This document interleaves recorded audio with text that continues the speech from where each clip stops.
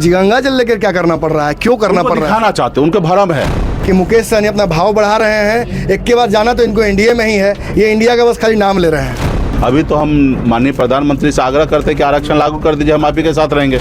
नरेंद्र मोदी या नीतीश कुमार?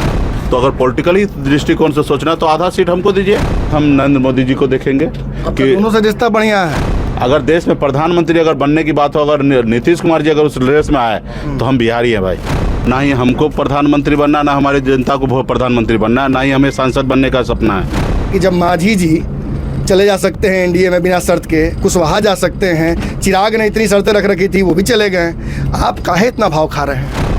अरे भाव नहीं खा रहे भाई, हमारे पास वोट है। ये दावा क्यों कर दिया आपने कि हमको चिराग पासवान से ज़्यादा सीट चाहिए? ये कैसे संभव है? जो इसके पास जितना वोट है उसी के आधार पर उसको दावा किया जाता है कि भाई हमारे वजह से आप चुनाव जीत रहे हैं। बिहार में अगर भाजपा और आरजेडी के बाद अगर किसी पार्टी के पास अगर वोट है तो वीआईपी पार्टी के पास वोट है। हम दो जगह सपोर्ट करते हैं उपचुनाव में, तो एक जगह कहते हैं महागठबंधन से कि यहाँ हम लड़ रहे हैं, आप मत आइए, ये कहाँ तक सही है? सब लड़ाई जीतने के लिए नहीं लड़ा जाता, हराने के लिए लड़ा जाता है। और जिसको दुश्मन बनाए उसको अच्छे तरीके से उसको हराए मैदान में, ताकि निषाद का पावर समझे, निषाद का शक्ति समझे। तुम जबरदस्ती कब्जा करने के लिए आए हो, तुम्हारा अंजाम बुरा होगा, और उसको हमने बुरा कर दिया। जो हमारी सुनेगा हम उनकी सुनेंगे। हम एक नारा लेके निकले हैं, आरक्षण नहीं तो गठबंधन नहीं, गठबंधन नहीं तो वोट नहीं।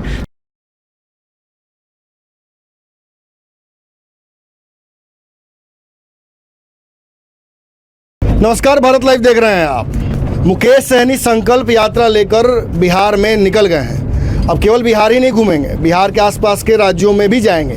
जैसा कि इन्होंने डिमांड रख दिया है कि भाई 12-13 सीटें चाहिए, तो दोनों गठबंधनों यानी इंडिया और एनडीए में फिलहाल इनके लिए जगह नहीं बन रहा है। दोनों जगह बैठक हुई, किसी जगह गए नहीं।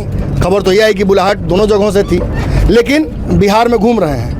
विंडो शॉपिंग कर रहे हैं या मेला में बुलाए हुए लड़के की तरह सोच रहे हैं कि घोड़ा ले लें, हाथी ले लें, क्या ले लें? विंडो शॉपिंग तो नहीं कर रहे हैं ना आप? देखिए, अभी सिर्फ एक ही मकसद है राजनीति से हटकर कि निषाद आरक्षण पे हम लोग संकल्प यात्रा पे निकले हैं। और देश के जो माननीय प्रधानमंत्री नरेंद्र मोदी जी हैं, रोज़ हम लोग कार्यक्रम कर रहे हैं, रोज़ वीडियो बना रहे हैं, और एक एक वीडियो हम माननीय प्रधानमंत्री जी के पास भेज रहे हैं और विपक्ष के भी सारे नेता को भेज रहे हैं, देश के सभी नेता को भेज रहे हैं कि बिहार के निषाद जो है जग चुका है, अपने हक अधिकार के लिए संघर्ष कर रहा है, लड़ाई लड़ रहा है। बरसों से ये लड़ाई है, आज से लड़ाई नहीं है। लाठी डंडा भी चला, लाठी डंडा हमने खाया, और बिहार सरकार ने एथनोग्राफी रिपोर्ट कर बना के केंद्र सरकार को भेज दिया। अभी हमें सिर्फ निषाद का आरक्षण चाहिए, इसके लिए हम लोग संघर्ष कर रहे हैं। और आप देख रहे हैं कि किस तरीके से गाँव-गाँव में जहाँ जहाँ सभा लग रहा है, एक एक निषाद बेटा ये मोदी जी को दिखा रहे हैं कि हम निषाद के बेटा वोट बेचेंगे नहीं, किसी के कहने पे गुमराह नहीं होंगे। पार्टी जो निर्णय लेगा वो निर्णय के साथ खड़ा रहेंगे।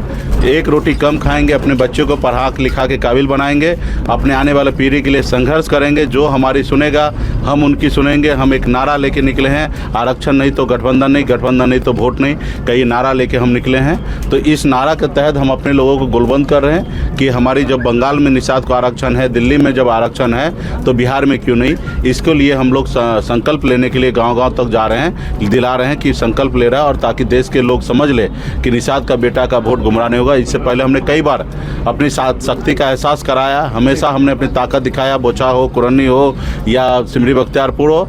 लोगों ने समझा भी है, देखा भी है और माना भी है, लेकिन कभी कभी गलतफहमी का शिकार होता है। और हम लोग भी चाहेंगे कि आने वाले समय में जिसको दोस्त बनाए उसको मजबूती से मंजिल तक प्राप्त कराए, और जिसको दुश्मन बनाए उसको अच्छे तरीके से उसको हराए मैदान में, ताकि निषाद का पावर समझे, निषाद का शक्ति समझे, और निषाद को हमेशा कभी गुमराह करने का काम नहीं करेंगे। जो उनके निषाद का हक अधिकार है वो देने का काम करें। आप जनसभा के बीच में हैं, जाइए लोगों से मिलिए, हम सबते रहेंगे। क्योंकि देखिए पीछे ये जो भीड़ है ये एहसास करा रही है कि मुकेश सहनी किन लोगों के लिए आरक्षण मांग रहे हैं। वो कौन से लोग हैं जो मुकेश सहनी के इस मुहिम में उनके साथ जुड़े हैं। संकल्प लिया है तो किसके लिए लिया है, संकल्प अगर ये सिद्ध करेंगे तो किसके लिए करेंगे। ये मुकेश सहनी है और ये इनकी जनता है जो अलग अलग समाजों से, जो मलाह समाज है जो कि बिहार में अलग अलग तरीके से बटा हुआ है, लेकिन मुकेश सहनी के नाम पर एकजुट है। उस समाज का ये वोट बैंक है। ये लोग इस इंतजार में बैठे हुए थे सुबह से कि भाई इनके नेता आएंगे, 5 मिनट के लिए समय देंगे, वो बात बताने की कोशिश करेंगे जिसके वजह से ये संकल्प किया जा रहा है। देखिए, लगातार मुकेश सहनी वेव कर रहे हैं उस जनता को जिसके लिए ये संकल्प करना पड़ा है इन्हें। ये इन्हीं लोगों के आरक्षण की बात है जिसके चलते दोनों घाटों का पानी पी चुके हैं। एनडीए में भी रह चुके हैं, महागठबंधन में भी रह चुके हैं। एक जगह पीठ पे खंजर खाई तो एक जगह भाजपा ने जो साथ किया वो तो आपने देखा ही है। एक बड़ा सवाल खड़ा हो रहा है कि जब मांझी जी चले जा सकते हैं एनडीए में बिना शर्त के, कुशवाहा जा सकते हैं, चिराग ने इतनी शर्तें रख रखी थी वो भी चले गए, आप काहे इतना भाव खा रहे हैं?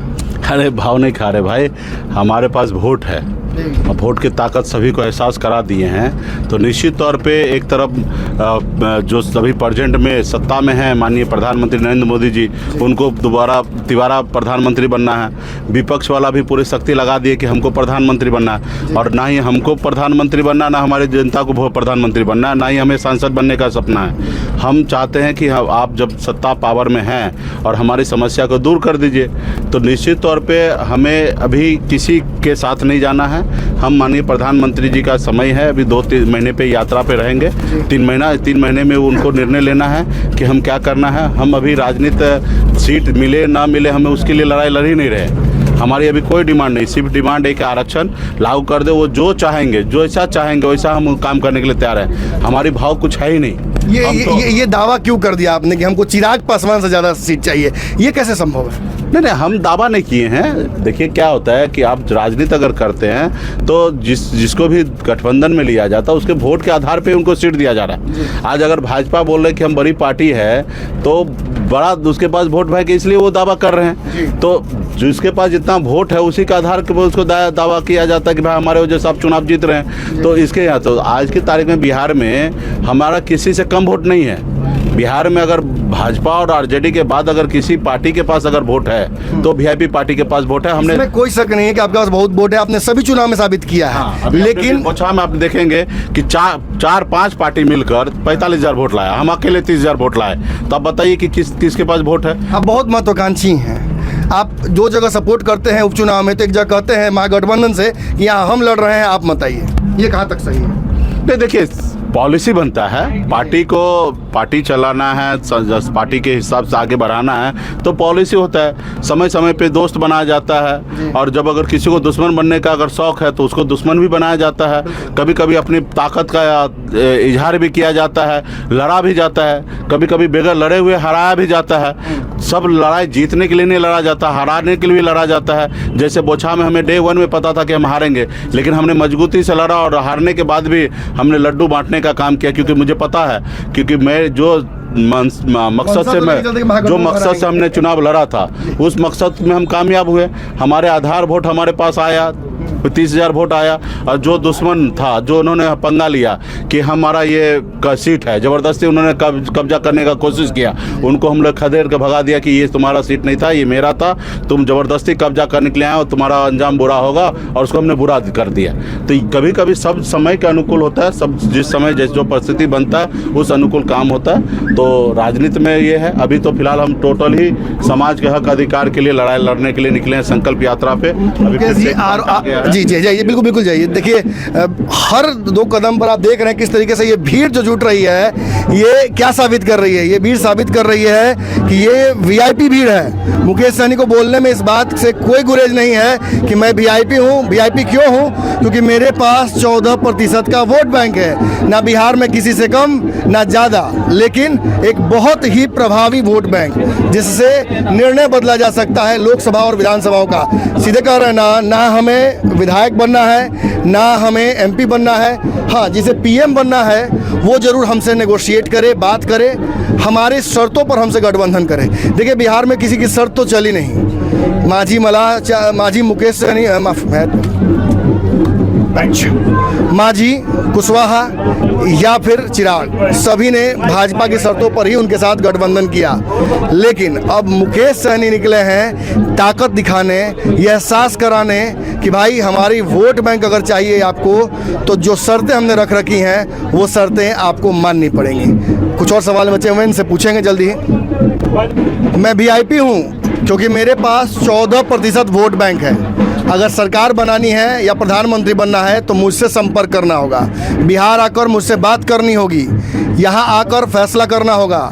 दिल्ली में बैठकर मैं बातचीत नहीं करूंगा। मुकेश सहनी ने साफ तौर पर ये बात कही थी और आज भी ये दावे के साथ कह रहे हैं। आप ये बोलने से हिचकिचाते नहीं है कि मैं वीआईपी हूँ, 14% वोट मेरे पास है, आकर मुझे पटना में बात करना पड़ेगा? निश्चित तौर पे देखिए, हमारी पार्टी विकासशील इंसान पार्टी है और हम लोगों ने बहुत बार हो गया कि गरीब गरीब गरीब की लड़ाई। आप सपना देखिए कि आपको बड़ा आदमी बनना है, जैसे मैंने सपना देखा, गरीबी से लड़ा और मैं अपने मुकाम को हासिल किया। हर एक निषाद एक गरीब का बेटा, चाहे पिछड़ा दलित ऐसे वर्ग के लोग हैं जो गरीब है, सब आदमी सपना देखे कि आगे पहुँचे। और ये लोकतंत्र में वीआईपी वही व्यक्ति है जिसके पास वोट है। वोट के दम पर देश के प्रधानमंत्री बनते हैं और वोट के दम पे राज्य के मुख्यमंत्री बनते हैं। और वोट हम गरीब लोग देते हैं, तो हम गरीब जो हैं वो हम वीआईपी हैं और इसलिए पार्टी का भी नाम भी वीआईपी है और विकासशील इंसान पार्टी का नाम है कि हम विकसित व्यक्ति हैं, हम अपने आप को विकास करना चाहते हैं। तो इसलिए आने वाले समय में जिनको वोट चाहिए, जिनको प्रधानमंत्री बनना है, उनको हमारी बात को मानना पड़ेगा, हमारी सुनना पड़ेगा। जो हमारी नहीं सुनेगा उनको हम नहीं सुनेंगे, जो हमारी फिक्र नहीं करेगा उनके हम क्यों फिक्र करें। हमारे बच्चे का भविष्य जो नहीं देख सकता उनके बारे में हम क्यों सोचें। जो हमारे आने वाले पीढ़ी के लिए लड़ाई नहीं लड़ सकता, जो हमारी पीढ़ी को न्याय नहीं दे सकता, उसके बारे में हम क्यों सोचें। तो जो हमारी सुनेगा हम उनकी सुनेंगे, जो हमारी नहीं सुनेगा उनकी हम नहीं सुनने वाले। 18 में पार्टी बनाई, कैबिनेट मंत्री बिहार में रह गए, सारी चीज़ें तो आपने हासिल बहुत कम समय में कर ली। अब कितना महत्वाकांक्षा है किसी एक जगह रहकर अपने समाज को जो संकल्प आप दिला रहे हैं कि भाई लीजिए हाथ में गंगा जल, आप बोलिए कि हम ही को वोट दीजिएगा। आदमी कभी डिसाइड नहीं करता है, अमीर लोग डिसाइड करता है। बड़े लोग और छोटे लोग में कभी बराबरी की समझौता नहीं होता, वहाँ पे कॉम्प्रोमाइज़ होता है। तो हमने कहाँ किसी को छोड़ा है, लोगों ने हमारे साथ गलत कर रहा है, हम तो अपने जगह पे ही हैं। अब कोई पीठ में खंजर भोंकता, कोई सीने में खंजर भोंकता, हम क्या करें, हम तो यहीं पे हैं। हम कभी किसी के साथ, हमारे पास भी ऑप्शन आया था कि चारों विधायक को मंत्री बना लेना, खुद डिप्टी सीएम बन जाना, लेकिन हमने कभी किसी को दगा किया, किसी के पीठ में खंजर भोंका नहीं भोंका। हम एकलव्य के वंशज हैं, एक अमर शहीद जुब्बा सैनी के वंशज हैं, वीरांगना फूलन देवी के वंशज हैं। हम लोग कभी किसी के साथ अन्याय अत्याचार नहीं करते, किसी का साथ गलत नहीं करते। लोगों ने हमारे साथ किया तो इसके लिए तो वो जिम्मेदार है ना। हम तो अपने जगह पे हैं, अपने लोगों के लिए लड़ाई लड़ रहे थे। उनको लगा, हम बिहार से लेकर उत्तर प्रदेश तक लड़ाई लड़ रहे थे।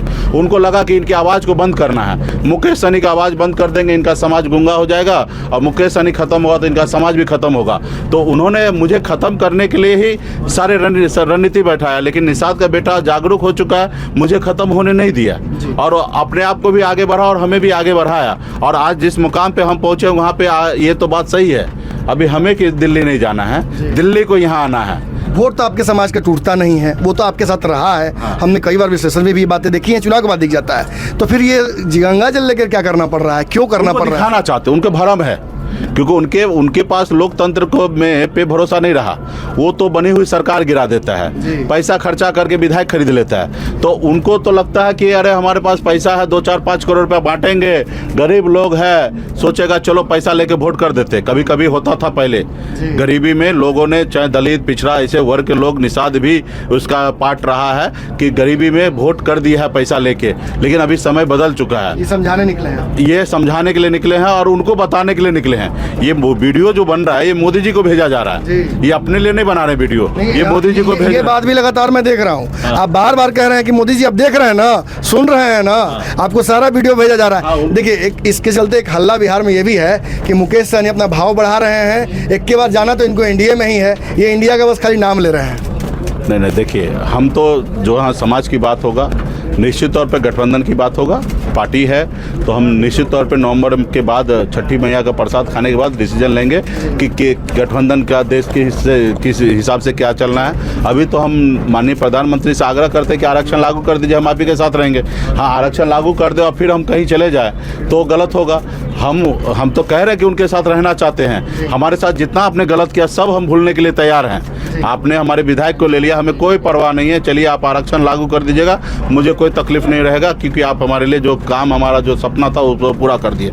तो निश्चित तौर पे आने वाले समय में हम चाहेंगे कि देखिए हम जिनके साथ जाएंगे, 134 लोकसभा सीट है, 60 लोकसभा जीत हासिल होगा, नहीं रहेंगे 60 लोकसभा हार होगा। तो अगर आपको 60 लोकसभा जीतना है तो अगर पॉलिटिकली दृष्टिकोण से सोचना है तो आधा सीट हमको दीजिए। अगर आधा नहीं देते तो कम से कम 25% तो दे दीजिए। आप 15 को सीट नहीं दीजिएगा फिर हम आपके पीछे क्यों जाएंगे? अगर आप आखिरी सवाल सर, ऑप्शनल सवाल है, नरेंद्र मोदी या नीतीश कुमार? देखिए 24 में हम तो पहले आरक्षण के लिए बात कर रहे हैं। नवंबर तक हम नरेंद्र मोदी जी को देखेंगे कि दोनों से रिश्ता बढ़िया है। हाँ, तो नवंबर तक हम मोदी जी को देखेंगे, क्योंकि देश में सरकार उनका ही है। कल ये नहीं बोलेगा कि अरे हम देने वाले थे अब मुकेश सहनी भाग गया। तो हम नवंबर तक का हम टाइम दे चुके हैं, तो नवंबर उनके पास है। और नवंबर के बाद अगर देश में प्रधानमंत्री अगर बनने की बात हो, अगर नीतीश कुमार जी अगर उस रेस में आए, तो हम बिहारी हैं भाई, बिहारी हैं और बिहारी के साथ रहेंगे। अगर आरक्षण अगर लागू कर दिए मोदी जी, तो फिर तो हमारे ऊपर उपकार कर देंगे, और जब उपकार कर देंगे तो हम लोग उपकार का बदला किसी न किसी चुकाएंगे, किसी न किसी तरीके से। तो निश्चित तौर पे हम मोदी जी के साथ रहेंगे।